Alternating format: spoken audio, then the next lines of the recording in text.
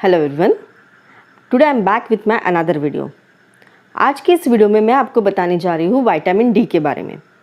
Vitamin D एक बहुत ही essential vitamin रहता है which is also act as a hormone and a steroid. ये रेगुलेट करता है कैल्शियम एंड फॉस्फोरस के एब्जॉर्प्शन को, जो बहुत इंपॉर्टेंट रहते हैं बोन्स एंड मसल के लिए। इसके अलावा ये बूस्टअप करता है इम्यूनिटी को। विटामिन डी के काफ़ी फंक्शंस रहते हैं ओवरऑल बॉडी में। इनकेस इसकी अगर डेफिशिएंसी हो जाए तो बहुत से कॉम्प्लिकेशंस या प्रॉब्लम आ सकते हैं। तो आज के इस वीडियो में मैं आपको बताऊंगी कि विटामिन की डेफिशिएंसी क्यों होती है, उसके साइन एंड सिम्टम्स क्या रहते हैं, उसके रिस्क फैक्टर क्या रहते हैं and how to prevent it. So stay tune.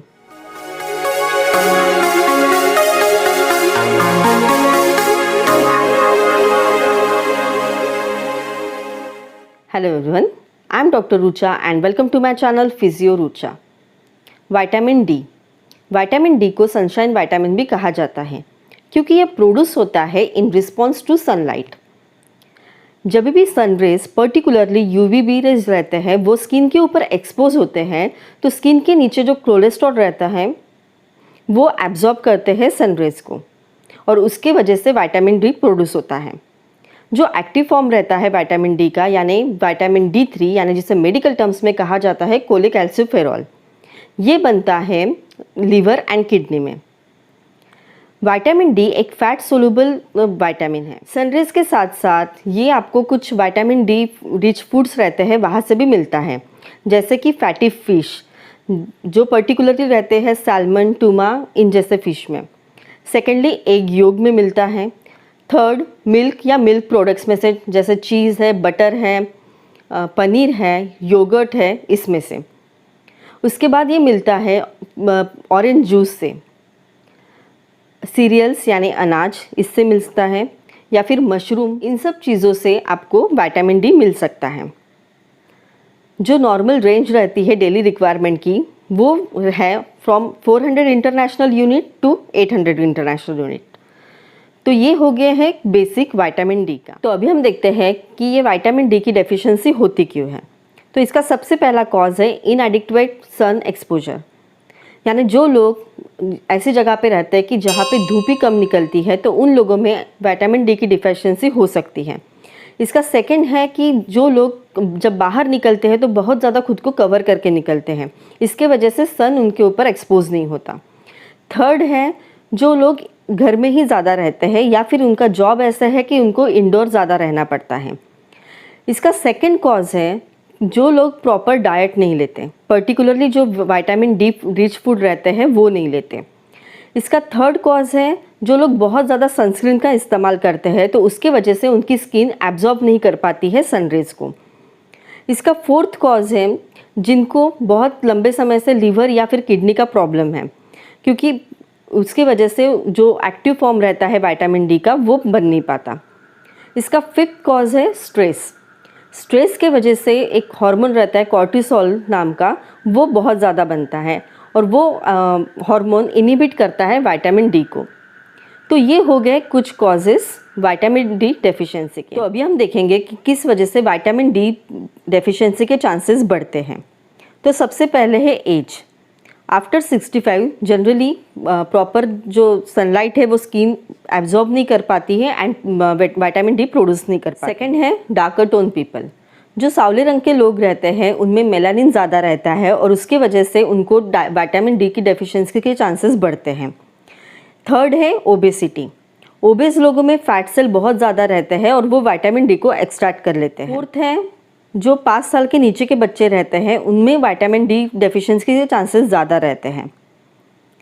इसका फिफ्थ रिस्क फैक्टर है जो लोग काफ़ी समय से एंटी फंगल, एंटीबायोटिक या कोलेस्ट्रॉल कम करने की दवाई लेते हैं, उन लोगों में विटामिन डी का जो मेटाबॉलिज्म होता है वो कम होने लगता है और उसके वजह से विटामिन डी डेफिशिएंसी का चांसेस बढ़ते हैं।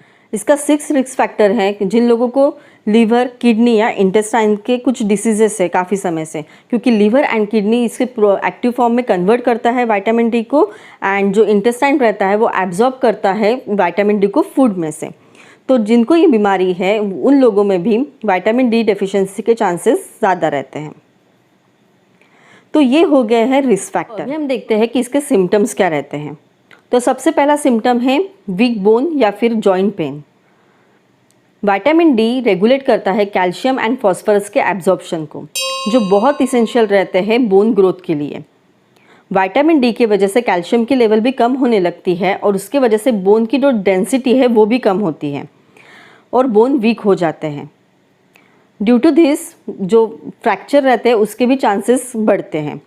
In severe cases of vitamin D deficiency छोटे बच्चों में रिकेट्स यानी जो बोन उनके रहते हैं वो सॉफ्ट हो जाते हैं एंड एडल्ट्स में ऑस्टियोमेलेशिया ऐसे डिसीजेस हो सकते हैं। तो ये हो गया पहला सिम्टम। इसका सेकंड सिम्टम है मसल वीकनेस या फिर मस्कुलर पेन या फिर क्रैम्प्स आना। कैल्शियम इसेंशियल रहता है प्रॉपर मसल के कॉन्ट्रैक्शन के लिए। विटामिन डी की वजह से कैल्शियम कम होता है और उसके वजह से जो मसल का प्रॉपर कॉन्ट्रैक्शन या रिलैक्सेशन रहता है वो नहीं होता। इसके वजह से मसल वीक होने लगती हैं। पर्टिकुलरली लो बैक में या फिर पैरों में पेशेंट को पेन होता है एंड काफ में उनको क्रैम्प्स आ सकते हैं। तो ये हो गया है सेकंड सिम्टम। इसका थर्ड सिम्टम है वीक इम्यून सिस्टम या फिर अगर किसी को चोट लगती है तो वो जल्दी से भरती नहीं। विटामिन डी स्टिमुलेट या एनहांस करता है आपके इम्यून सेल्स को। विटामिन डी की डेफिशिएंसी की वजह से आपकी इम्यूनिटी कम हो जाती है। पर्टिकुलरली वो लोग बहुत ज़्यादा बीमार पड़ते हैं, उनको सर्दी खांसी बहुत जल्दी होती है या फिर उनको ठीक होने में ज़्यादा वक्त लगता है, या कभी उनकी सर्जरी हुई है या फिर कुछ चोट लगी है, तो विटामिन डी इन्फ्लेमेशन कम करने के लिए भी बहुत ज़रूरी रहता है। तो उसके वजह से उनका जो घाव है वो जल्दी भरता नहीं है। तो ये हो गया है थर्ड सिम्टम। इसका फोर्थ सिम्टम है hair loss. Vitamin D stimulate करते हैं हेयर फॉलिकल्स को। तो इसके डेफिशिएंसी की वजह से प्रॉपरली जो हेयर फॉलिकल्स है उनकी वो स्टिमुलेट नहीं होते और हेयर फॉल के चांसेस बढ़ते हैं। इसका फिफ्थ सिम्टम है generalise weakness. Vitamin D deficiency की वजह से बोन वीक होते हैं या फिर मसल वीक होते हैं और उसकी वजह से लोगों को एक जनरलाइज वीकनेस या थकावट महसूस होती है।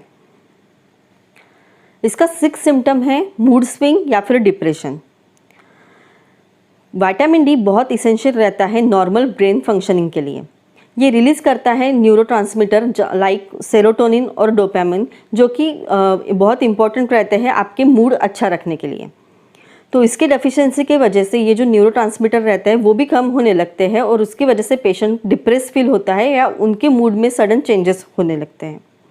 तो ये हो गए हैं सिम्टम्स विटामिन डी के डेफिशिएंसी के। तो अभी हम देखते हैं कि ये विटामिन डी डेफिशिएंसी को कैसे प्रिवेंट किया जा सकता है।